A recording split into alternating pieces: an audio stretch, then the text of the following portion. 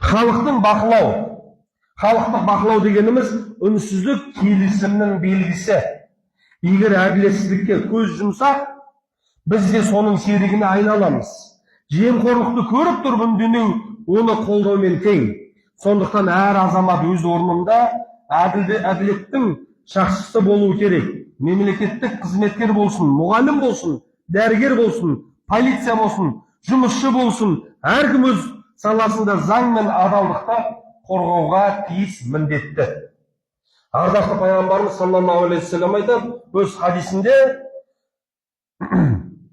сендерден кімде-кім бір жамандық, құқық бұзушылық, зұлымдық күнә көрсе, оны қолмен түзетіңдер дейді.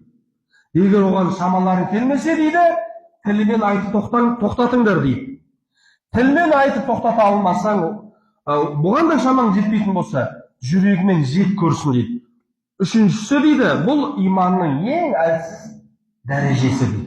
Яғни біреуге қиянат қылып, я болмаса опасыздық жасайтын болса, мейлі адамға, мейлі мемлекеттің мүлкіне, оны дереу барып қолмен тоқтатуға тиіс. Бізде айналайын, не істеп отырсың? Мынау не сенің бұзақылық деп тоқтатуымыз керек. Шамамыз жетпесе, айтуымыз керек. Айта алмасақ, жиіркеніп тұру керек. Ей Алла, мынаны түзеші өзіңді. Бұл үшіншісі ең иманның әлсіздігі.